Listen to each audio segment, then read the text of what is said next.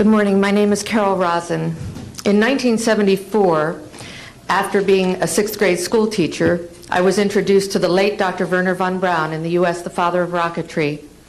In my first meeting with him, during that first 3.5 hours, he said to me, "Carol, you will stop the weaponization of space." And I said, teachers don't stop until June. He said, "No, you have to understand. This is February, and we have to prevent the weaponization of space because there is a lie being told to everyone that the weaponization of space is now first being based upon the evil empire, the Russians. There are many enemies," he said, "against whom we're going to build this space-based weapon system. The first of whom was the Russians, which was existing at that time. Then there would be terrorists. Then there would be third world countries. Now we call them rogue nations or nations of concern. Then there would be asteroids."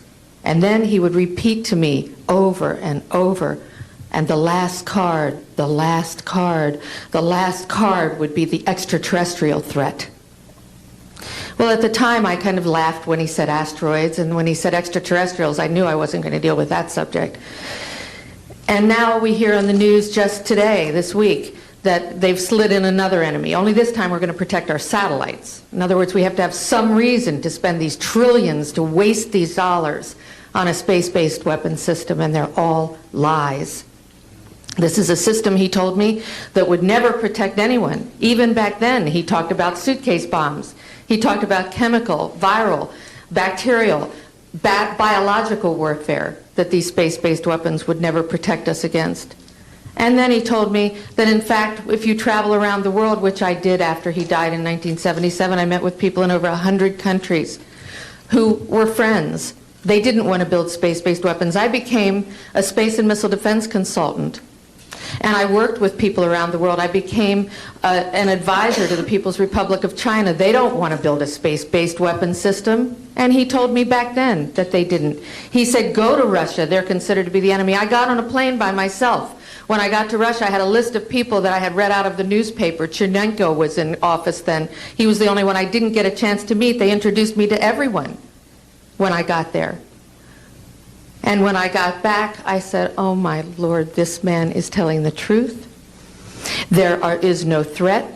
And I've been waiting until this day for 27 years, and I'm expecting the spin to happen, because he also explained to me that as a military strategist, as a person who worked on the MX missile, which I did later, he said, "You will find that there is going to be a spin to find some enemy against whom we have to build space-based weapons." And now we should expect the spin, because he said part of the formula for the intelligence community is if they might have a weapon, then we have to consider that they do have these weapons. So now they do have these weapons, so now we have to build these weapon systems. And that's the formula, except that it's all based on a lie. We have witnesses here who have worked in the classified departments who have the courage to come forward here to support what Wernher von Braun told me back in 1974 to 77. And I will testify before the Congress that when I founded the Institute for Security and Cooperation in Outer Space, which I shut down a few years ago because I didn't believe we had a chance with this huge, integrated around the world, complex weapon system, that we had any chance at all of transforming that war industry into a space industry that could provide benefits, like Dr. Greer has said, of global warming. We can end that situation of that problem. We can end the energy crisis. We can build now non-polluting technologies. Wernher von Braun used to tell me that we could have cars back then that drove around off the ground. He described this to me on beams so that we have no pollution on this planet. And we can solve the problems of the people that are urgent and potential, and the other animals and the other cultures on Earth and in space.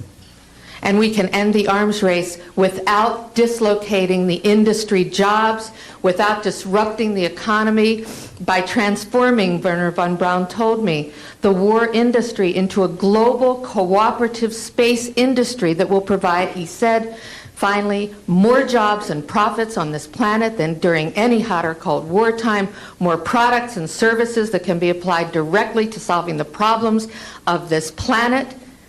And we can have a whole planet now that lives on peace in peace on Earth, with all the cultures on Earth, and with all the extraterrestrial cultures in space. And these are words that Wernher von Braun told me in 1974, and I will testify before the Congress under oath about everything I have said and more. Thank you. Dropping the atomic bombs that essentially forced Japan to end World War II led to a number of weapons and munitions developments. Amongst them was research into the use of a kinetic energy projectile, or basically finding ways to project a really dense piece of metal at ridiculous speeds. This would lead to damage, but without the explosive effects, similar to the Navy's work with an electromagnetic railgun.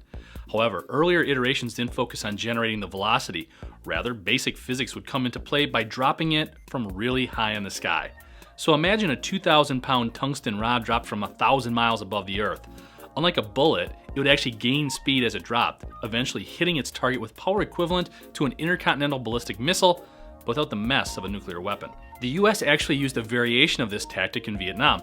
These lazy dog bombs were small pieces of non-explosive steel fitted with fins. They were dropped by the hundreds and reached speeds of up to 500 miles per hour and penetrating up to 9 inches of concrete. This led to the development of Project Thor, which called for a bundle of 20-foot long, 1-foot thick rods dropped from high enough that they could reach sound barrier breaking speeds, and again, avoid the fallout associated with nuclear weapons, which were the only thing capable of delivering equivalent damage. So why haven't these rods from God been released? Two main reasons. First, the actual weight of the projectile by the time it hits the target is still being debated. Just as large pieces of space junk break up and burn as they fall, the same could happen to these metal projectiles. The other reason? Cost. Dropping these hammers from the skies could be up to 10 times more expensive than equivalent weapons in the arsenal. However, with the commercialization of space taking new steps forward via SpaceX and others, that may not be an issue for long. I'm Jeff Franke, and this is IEN Now.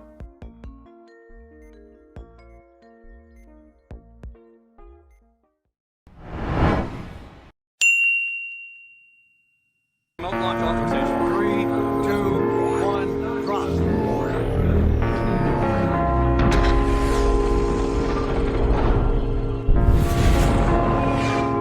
Let's find out about the rods of God, which shown tremendous impact in the movie G.I. Joe 2.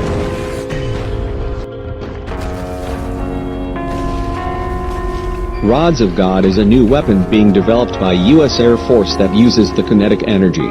China is also developing the same weapon under the name of the Canes of God. Rods of God has already started to develop since the 1980s.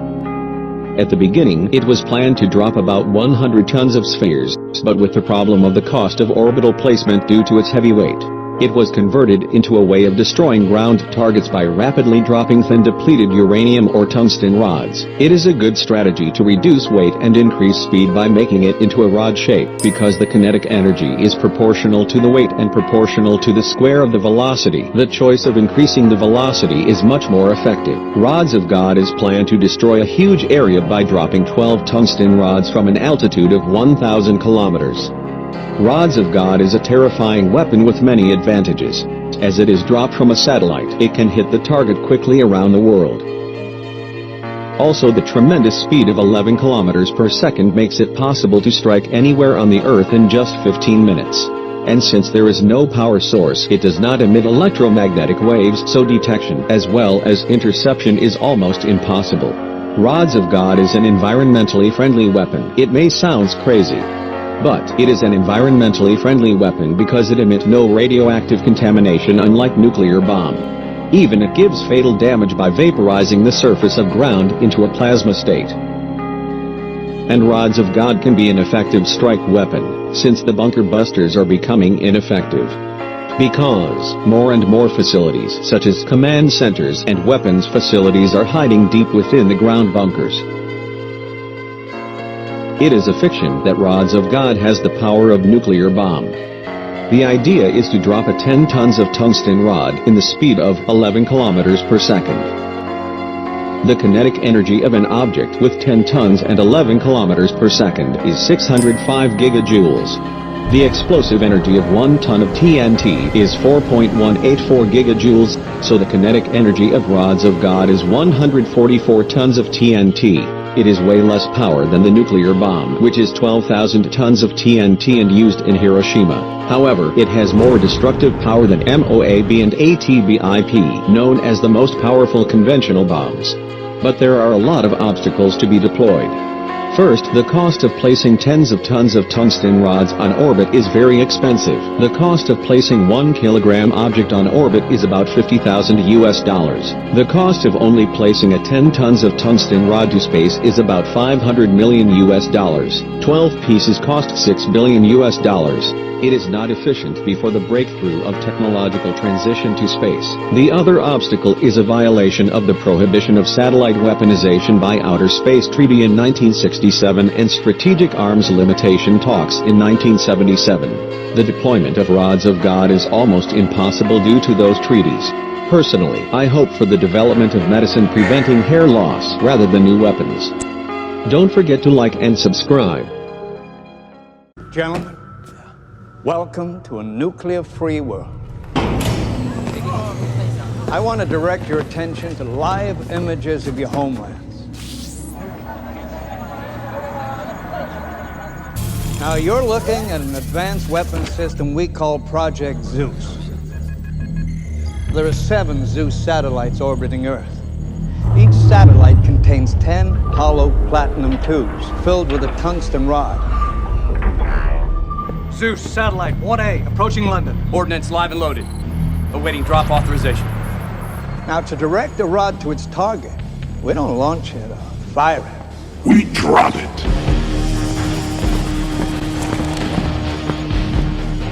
Gravity does the rest. Observe. Satellite 1A, we have remote launch authorization. 3, 2, 1, drop.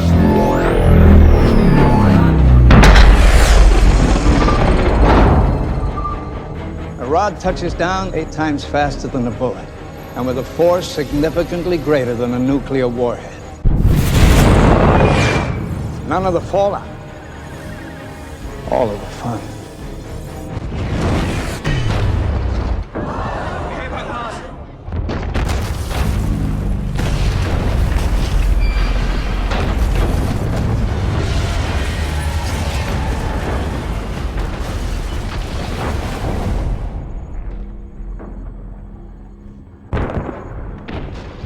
You will have to answer for this to your Congress, your courts. Correction. They will have to answer to me.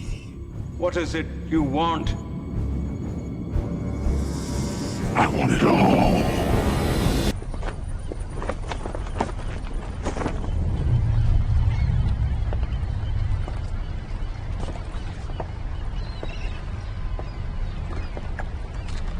Hi.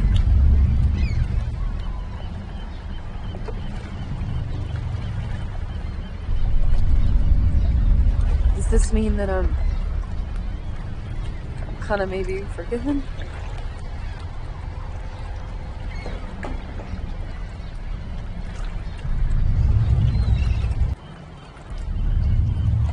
Damn. Okay. Alright. Well, either way, you know, we're here, so... Do you want to watch together, or, you want me to go?